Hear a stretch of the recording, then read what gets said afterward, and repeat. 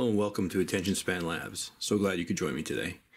My name is Michael DiBaggio, and we'll be doing something a little bit different today. I thought that maybe we could sit down and relax and share a cup of coffee and just enjoy the quiet on an early Saturday morning before my children wake up. Perhaps you're watching this before your children wake up, or before you have to go to work. And you want to spend some time indulging in a bit of old nostalgia. We're going to read this copy of White Dwarf from early 1993, I believe. It's issue 158. And this is in response to Snakeworks channel, which is a sort of old hammer dedicated channel. Now, you guys know that I don't focus any real attention on current day. Games Workshop, I gave up on that some years ago, and I've stuck to that. I don't buy their miniatures, and I encourage other people not to. But I do have these. There is something good in the old stuff, which you can't get anymore. And I really like the old models. I really like the old art and the old aesthetic. So this would even be just before second edition 40K came out. This is still era of Rogue Trader, just barely. But the reference to Snakeworks is that he put out a community post that said, gee, I wonder what the giant poster inside looks like. Well, shall we find out?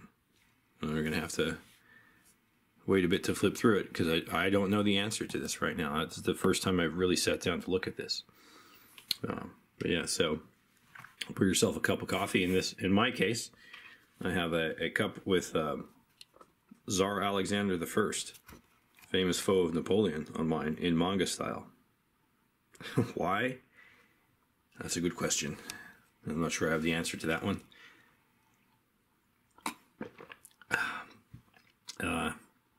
They're from the site called Napoleonic Impressions, I believe. And they're done by an artist who likes both anime and Napoleon, I guess.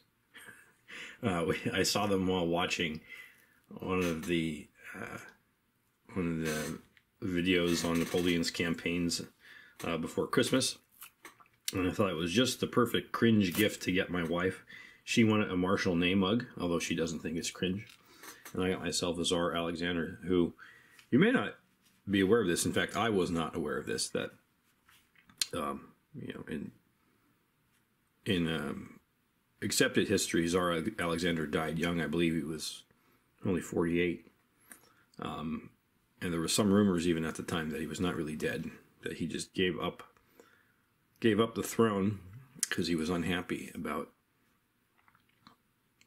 well, politics, running a country, all the wars and bloodshed. And he was a very pious religious man, and Orthodox, of course, like I am. And it is said that by some that he actually retreated to go be a hermit. And this hermit was, I forget his name actually, but this hermit was later canonized by the Russian Orthodox Church, I believe by the Moscow Patriarchate in the 1980s. Or it might have been Rokor. Either way, he's a saint's a saint. Doesn't matter where they come from. Doesn't even matter if anybody recognizes them. They're still saint if they're in heaven. But this holy hermit was canonized officially, and a lot of people think that he was Tsar Alexander I.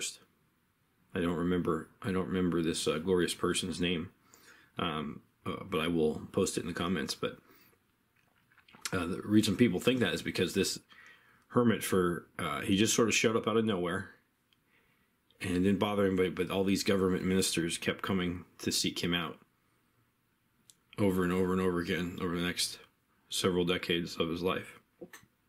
So, in either case, here's to you, Tsar Alexander.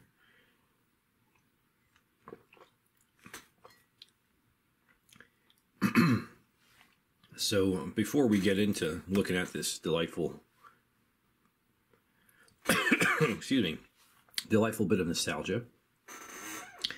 I want to talk to you about what I did yesterday. I had a pretty cool experience. I don't usually go to the movies anymore. I mean, the movie theaters. The last time I saw one was actually for Godzilla -1. And I took my wife and my eldest child because my youngest child, although I'm sure she would have loved the movie, she's not prepared to sit through it.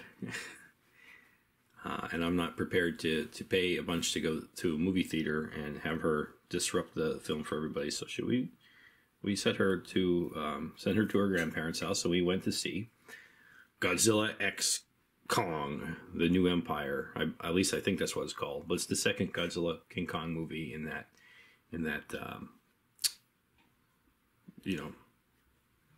whatever they call that series that started with the 2014. Wow, was it that long ago? 10 years ago? That Godzilla, the very underwhelming one with Bryan Cranston in it, followed by Kong Skull Island, then the King of the Monsters, and then Godzilla vs. Kong, which is, until yesterday, I thought the best of them. But this movie, Godzilla X Kong, is, in my opinion, certainly the best of that series and one of the best Godzilla movies because there's just so much monster fighting in it. It's like from top to bottom. There was, they were not just fighting each other, but like new monsters, and not just the ones you've seen in the trailers with the, the main enemies, which are Scar King, the kind of skinny, old, ugly Kong, the Red Kong, with the spinal cord whip. I don't know what that is or how that's supposed to work, but you just sort of accept those things because if you're able to accept giant monsters and the Hollow Earth and everything else, then you can accept the spinal cord whip. So yeah, the main nemesis are that Red Kong, who's called Scar King, and his army of other giant gorillas, which are not as cool or big or nice as Kong. And then this slave thing that's even bigger than Godzilla, but instead of shooting thermonuclear superheated plasma out of its mouth, shoots ice and causes ice ages. That's called Shimo. But it starts very, very quickly in there. So Godzilla starts smashing up Big Spider Titan, one of the new ones. I don't know what it's called. What I'm going to say, is it called Skilla? But it's like the spider thing in Rome. And then goes to take a nap in the Colosseum, which is pretty funny. And he goes on to fight another Titan in the Arctic called Tiamat. And it does not have 3 heads. But it actually kind of looks like Manda. If you know who Manda is, the Chinese dragon monster from the Toho movies, who is in the Atragon movie, the flying submarine. And also he's in Final Wars fighting the Gotengo, and he's in Destroy All Monsters, where he like wraps himself around a monorail line or something like that, an elevated train line. Yeah, that's what he looks like to me. And then Kong is in the Hollow Earth for the most part, and he has a toothache, so he comes back to visit the dentist. I'm not joking. But he's kind of depressed because he's looking for all his other Kong people, Kong apes, but there's nobody else there.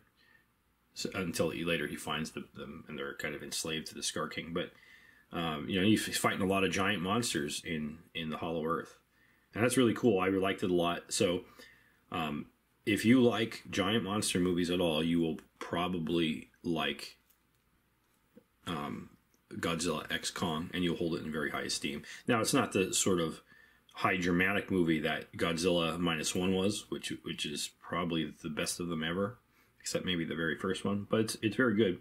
I like it a lot. It's a lot less of a cerebral movie. They still do the reason I like it so much, besides all the monsters, as I said, they managed to do a lot less of the things, a lot fewer of the things that annoyed me so greatly in the previous ones. For instance,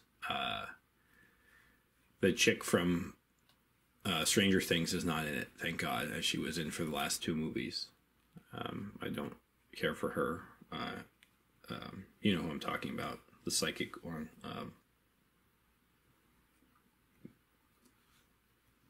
Millie Bobby Joe Brown, or whatever her name is. I don't know. Yeah, I think that's it. And she has a lot of names. And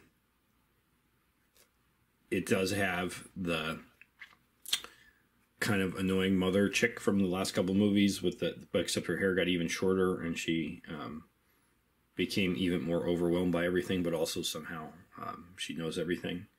You got the annoying black guy, the podcaster,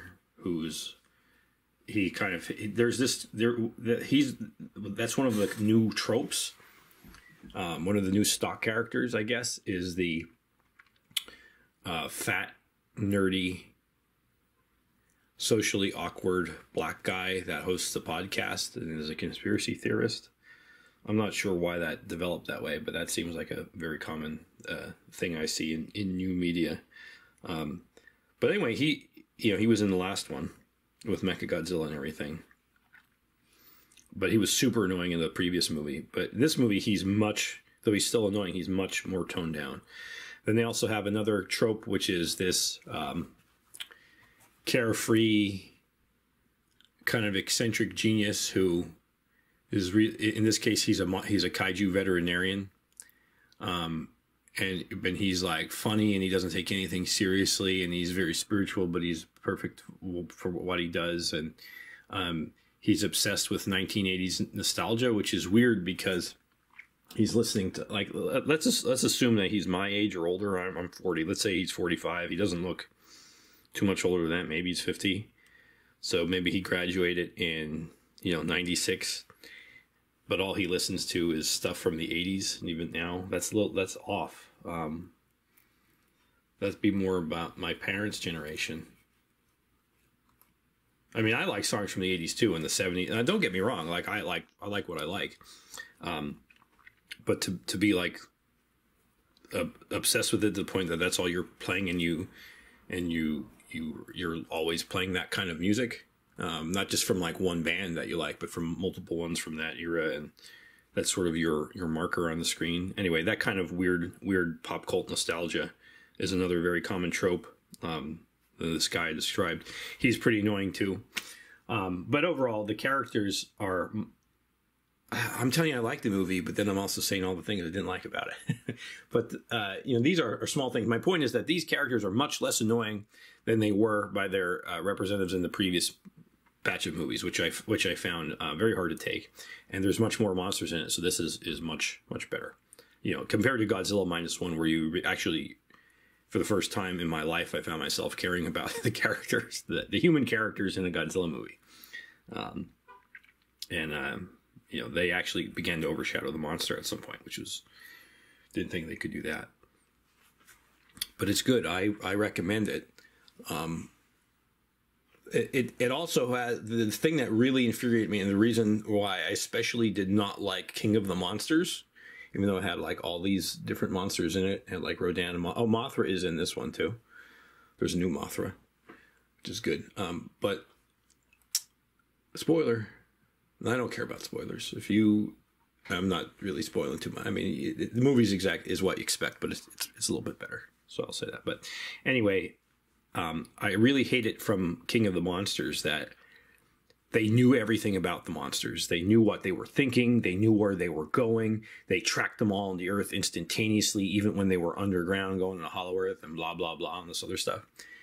And they're doing it for like a narrative purpose, but it sucked, and it really pulled me out of the movie. They do some of that here, especially with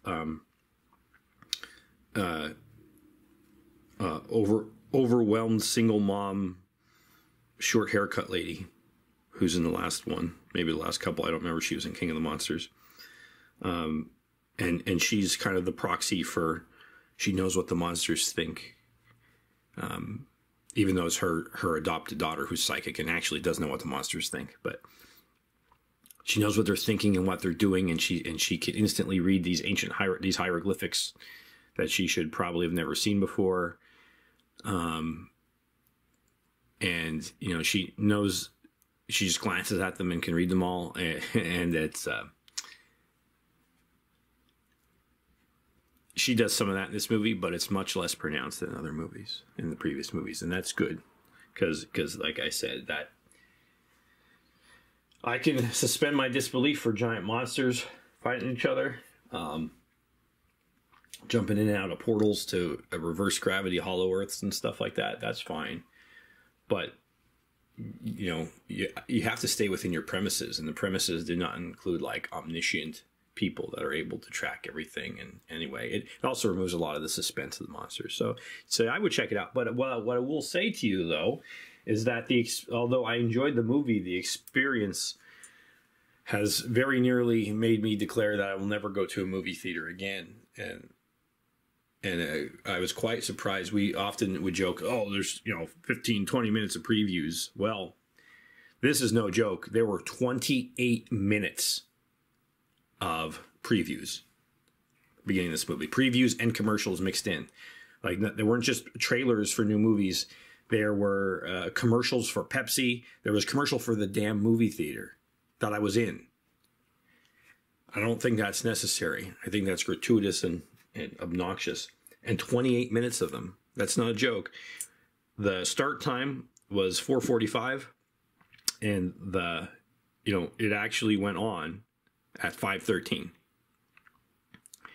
And a lot of the trailers were inappropriate for the sort of movie. There was some kind of tennis war movie with that Zendaya woman who they keep putting in everything.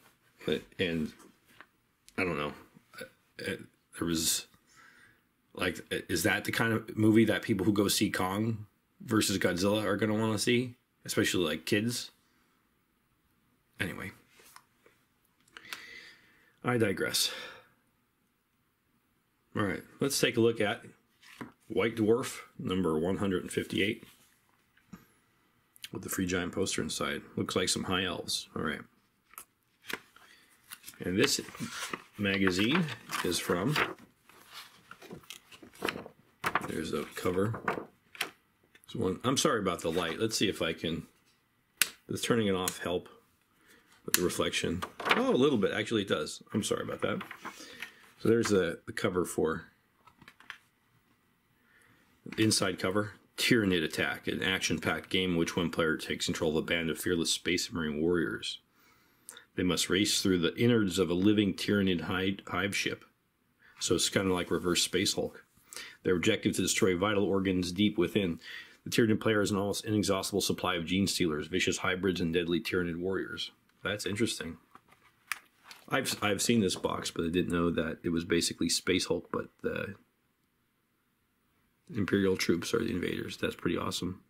It came with 31 miniatures, 6 Tyrannid warriors, 8 pure strain gene stealers, 2 gene stealer hybrids, 4 Terminators with the Terminator Librarian, 10 Space Marine Scouts, 2 of them with heavy bolters, and 2 veteran sergeants.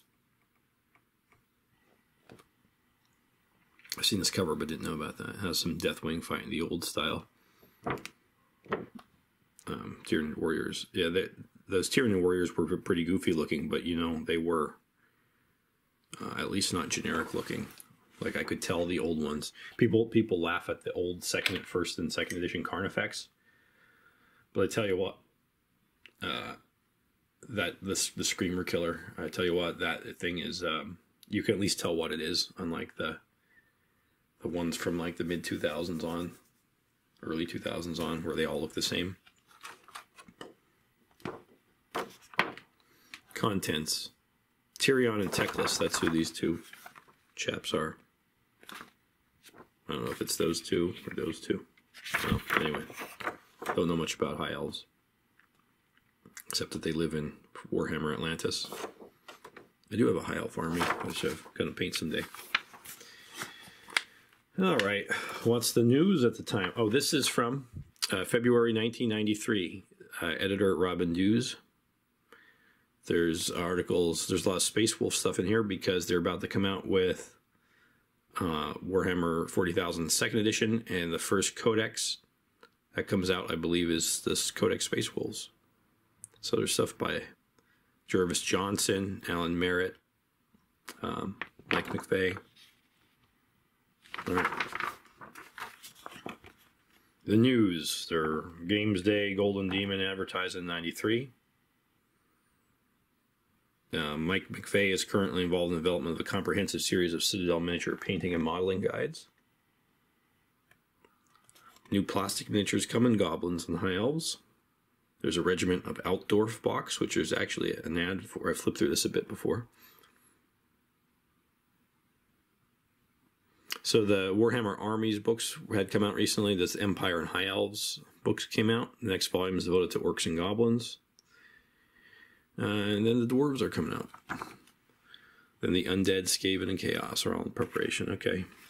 There's the U.S. This is the U.S. or the North American edition. Let's see if I can adjust this a bit. How's that?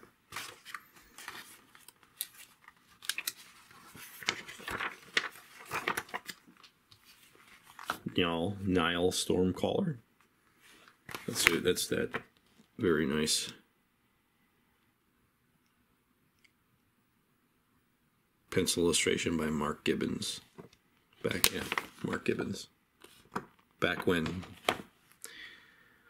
Games Workshop existed for a time, they actually credited their people.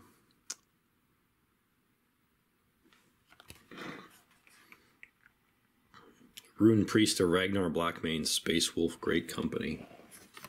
There's a stat line.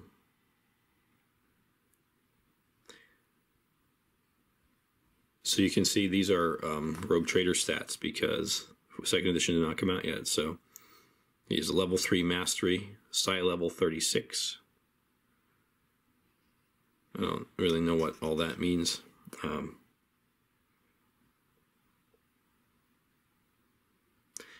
Interestingly, Power Armor only gave you a 4, 5, or 6 on a D6, not a 3+.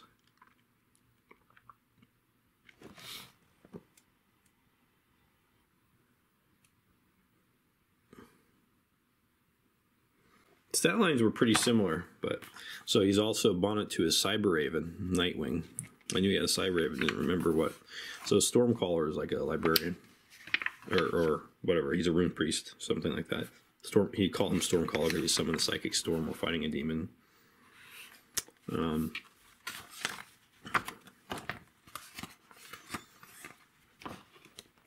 So before they came out with put all this stuff in the Codex, well, the Codex did not exist yet. But if you were a subscriber to White Dwarf months or years before, you pretty much got everything. Talks about the great companies. Each of the great companies is led by a mighty hero known as the Wolf Lord. As a mark of respect and fealty to their Wolf Lord, the warriors of each great company paint their symbols onto their armor.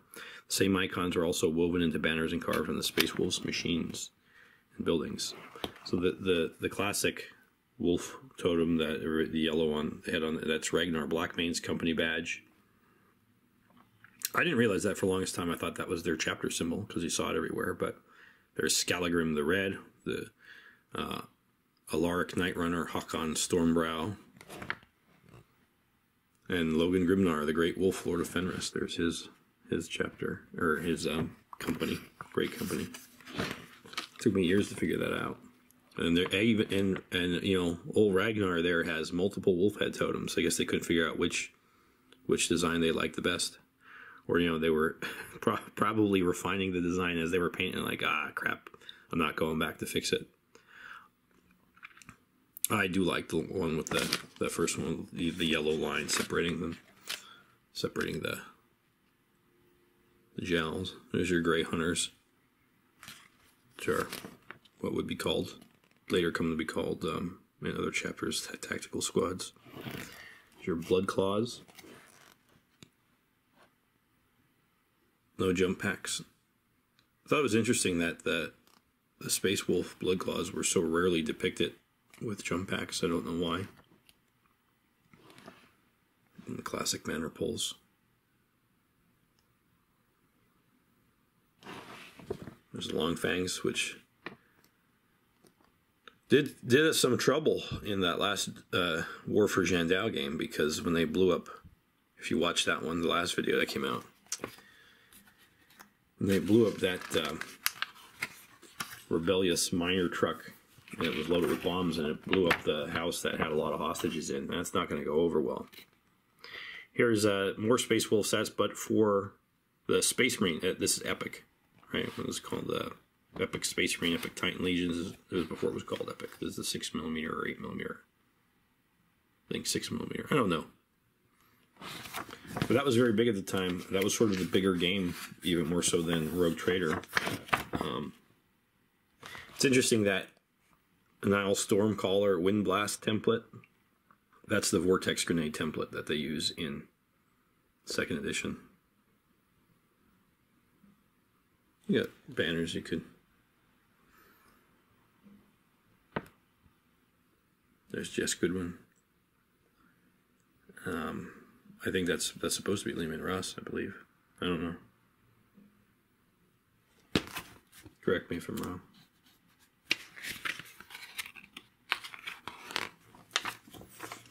Here's an ad for Space Marine. So it does come with a Titan.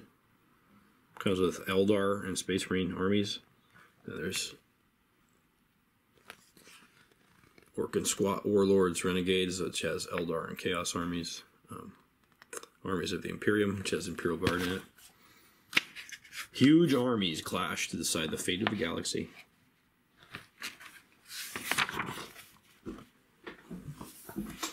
Ah, the list of North American independent retailers. Let's see what was in Pennsylvania at the time.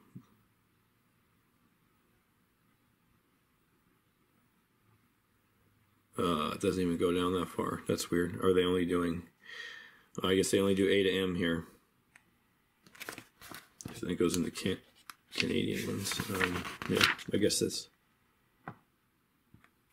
Yeah, so this is interesting. It says they actually went out of their way to contact hundreds of U.S. and Canadian retailers to get information from them. Wouldn't do that anymore. All right. So we got...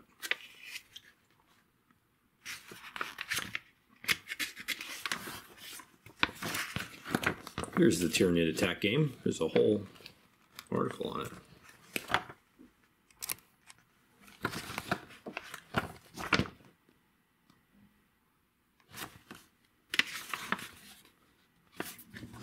Nice art of the old style scouts. So we still haven't answered our question of what the poster is. Maybe the poster is not in here. Maybe I won't be able to answer Snakeworks' question at all. There's your Warhammer Armies, the Empire book. Eltharion the Grim, Warden of Tor Ivresse. One of the legendary High Elf heroes, mounted upon his mighty War Griffin Stormwing.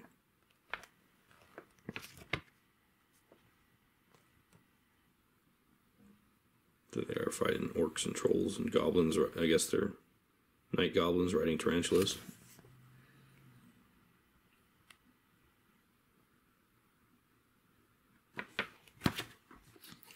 And a lot of fluff about him.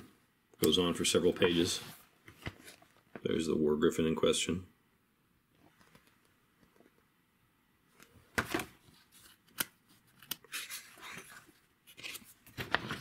Nice art.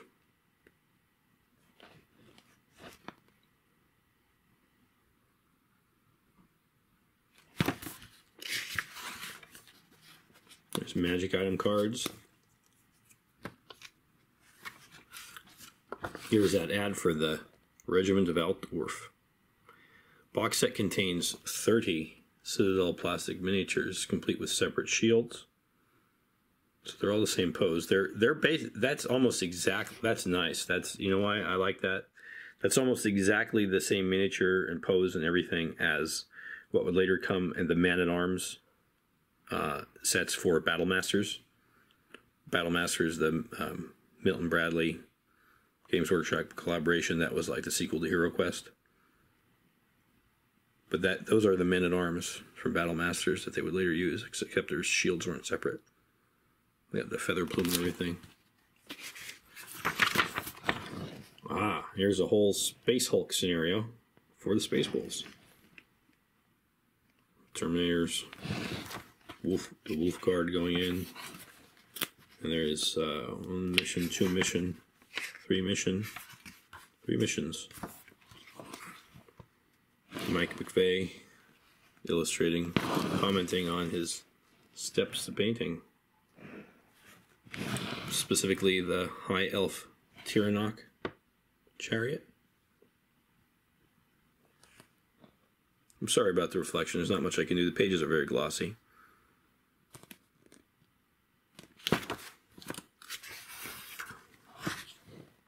How to paint savage orcs. How to remember to paint their war paint tattoos. Really like them. I don't do much face painting or body painting for some of my miniatures. I should. Some of them would look pretty good with camouflage paint or war paint on them. I have several orcs yet to paint. Maybe I'll add them. Old Hammer orcs from the Nightmare Miniatures line, which I've been painting their skins blue, just to do something different. I like to do different things just for no reason.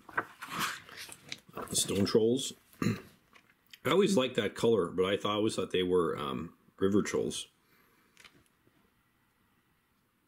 But I like that blue color.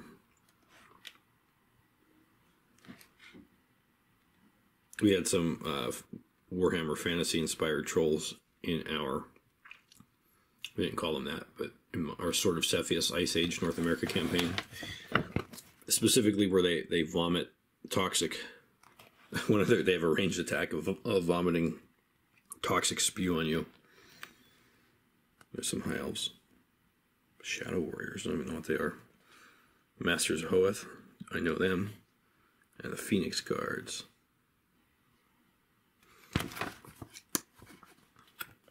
These old heavy metal galleries. There's some ads for things you've already seen.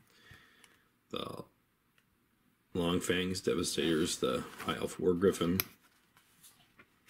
The War Griffin's actually produced by Marauder Miniatures, with model design by Ali and Trish Morrison.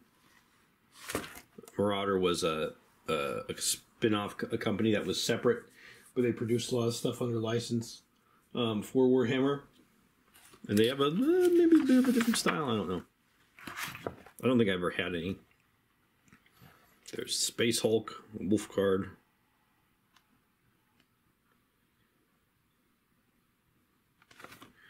They're all pewter miniatures.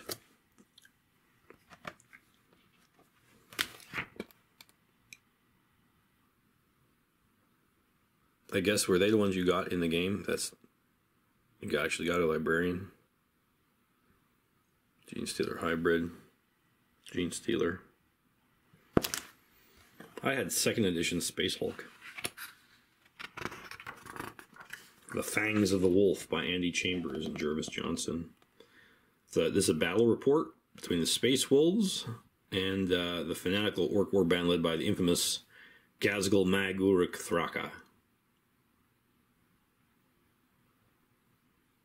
"My head hurts," muttered Brother Hendrickson of the Blood Claws. His bolt pistol clicked as he checked the action. "I should have never eaten the curried goat." "Quiet, boy," said Ragnar Blackmane softly. His commanding voice cut through the chuckles of the other Blood Claws, and they fell silent. "I think I can see movement over there by the Predator." There's always a bit of fiction. Interesting that they're eating curried goat. Didn't think curry was part of the Space Vikings palette. Some nice orc art there. So I'm afraid I think the poster must have been ripped out of this, although I didn't see. Remember, we're trying to answer the question what the Free Giant poster inside. My guess is it's almost certainly this cover, which is very nice art. Who did that, by the way? Jeff Taylor. All right. So there's the Wah Gazgal says, this game had a very specific set of victory conditions. Somehow or other, I had to get plans that were in the wrecked predator off my edge of the table as the orcs in order to win the game. And not a problem for my orcs was that only mechaniacs or speed freaks could drive the predator, unlike the superbly trained space marines who were allowed to use any of their models to perform the same action. I guess the predator is disabled. So I've seen that picture before. They use that in other situations, and why not? It's a marvelous display of an army. Got the old battle wagon, the old dread there. This is before they were called Def Dreads or Killican. So it comes with Grotnob's Mob, which is a Death Skull unit. 4, 5, 6, 7, 8, 9. 9 Death Skulls. Speed Freaks, which captain on a war buggy, 2 war bikes, and a war track. A big mob of 15 Goths, all with the classic. Oh no, this is before the second edition, so they're not the classic ones, just the bolt pistol and the axe. Grog's Mob, which are evil sons, with the mechaniac. Morgog's Mob with 1 weird boy, 2 miners. They're bad moons. There's the shock attack gun with Gretchen Snotling. It has 4 Snotling bases. Casgul's retinue. He's mounted in the battle wagon. That's a super heavy dreadnought. Total army value 1,998. Let's look at Ragnar Blackmane's Space Wolves. I've seen that picture too. Many fewer models, as you can tell. Got Ragnar Blackmane, Ulrich the Slayer, and Niall Stormcaller, a Grey Hunter pack, a Long Fang pack, a Blood Claw pack, and a Wolf Guard squad. They actually went to the trouble of naming their Terminators as, why not, for a total of 1,998 points.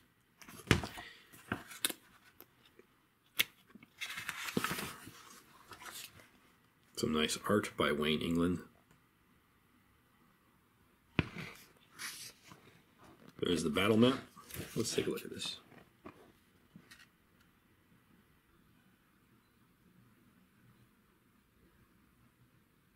I forget the guy who does the old style battle reports. He actually has these sprites. They're pretty funny videos sometimes. If you're watching, sorry dude, I do watch your channel, but I just don't remember what it's called. There's the old Predator. Interesting that it's green instead of gray for Space Wolves, but so there's quite a bit of terrain in this one. A lot of these battle reports don't show a ton of terrain on the board. I guess because it hides stuff in photographs, but there's an awful lot of. That's the first thing that jumps out at me is there's an awful lot of cover in this one, which is going to hamper those speed freaks.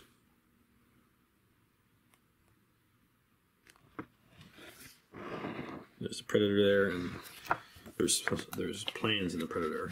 Man, there's swamps, there's hills, there's rock formations, there's blasted fortresses. There's a not blasted fortress.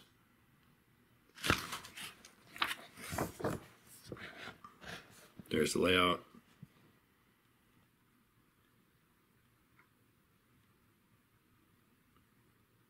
Lots of psychic powers going on. The orcs charge forward towards the Predator. Oh, it's a Dark Angel's Predator.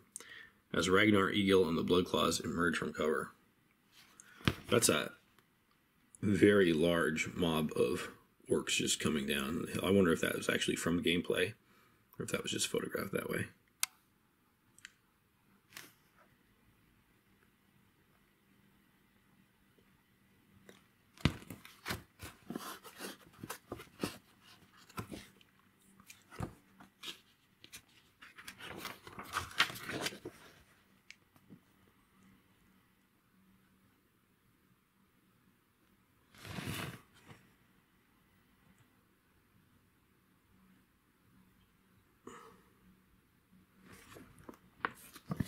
Gasgul's retinue of knobs attempted to dislodge the Long Fangs from their position on top of the hill.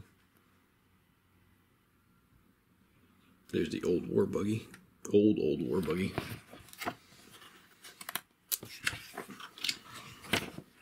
Battle erupts around the predator as the power of the wog sends the orcs into a frenzy. Sorry, I'm trying to read it and also prevent the glare in the camera. You know, I really love, and I think we need to, I suggested that my wife should do this as a business, is make matte paintings for wargamers, things like that, like the backdrops. I mean, I would use them, and they add a lot to photographic displays of the table. There's the map for Orc Turn 3.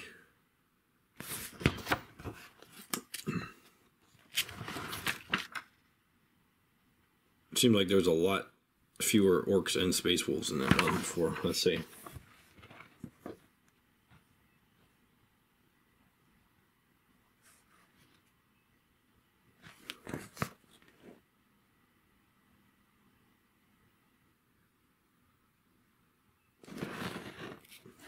There's I guess the final battle. Bloodclaws and the Great Hunters engage the orcs in bitter hand-to-hand combat.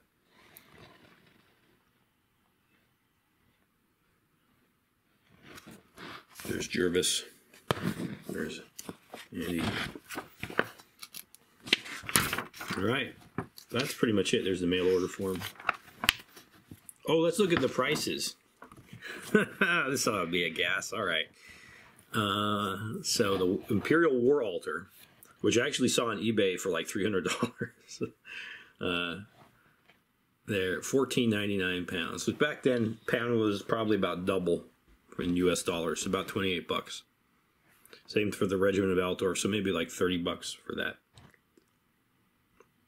That's pretty good.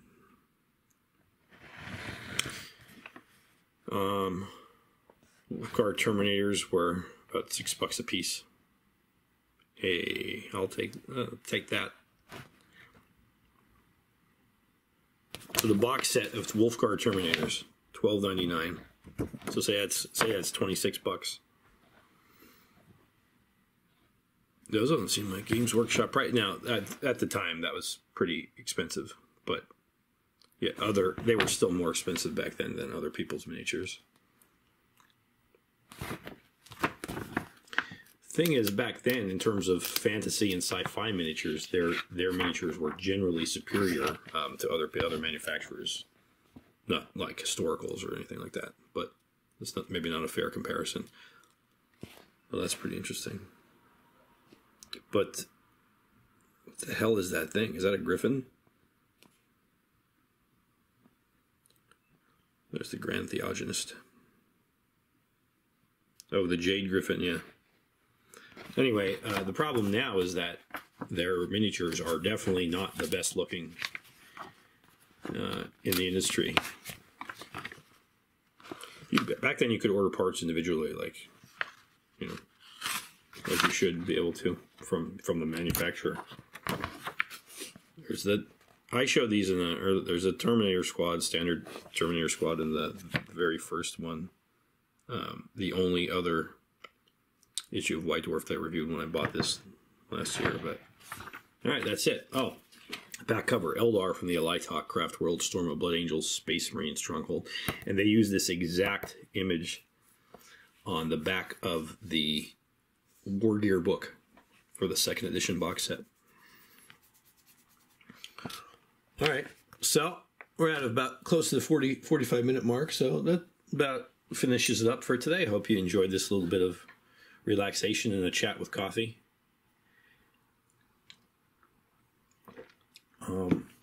Let me know if you want to do more of these, because I do it for you guys. I don't do it for myself. It doesn't, it's just extra time making videos, but I definitely don't do it for money. I don't take money from YouTube, and YouTube wouldn't give me money anyway, I'm sure.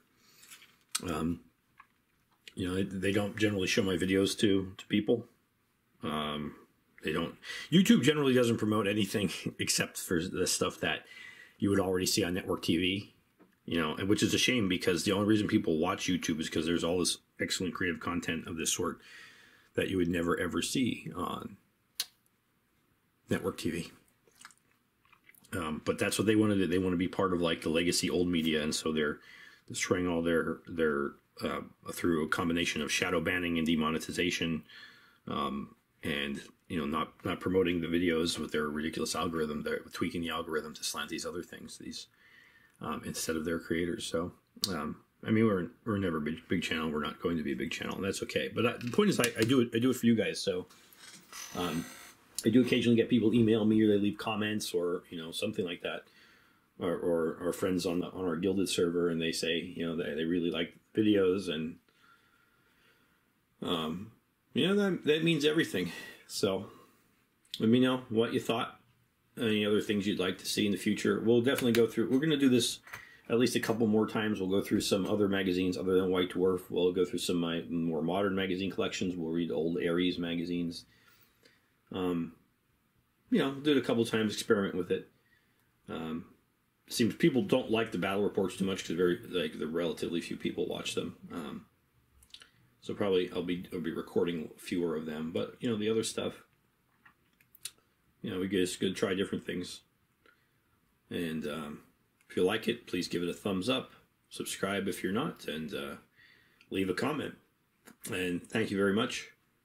God bless you. Have a great day. Christ is risen, to my Western Christian friends, and persevere through the fast for my Orthodox brethren. Take care. Attention Span Labs signing off.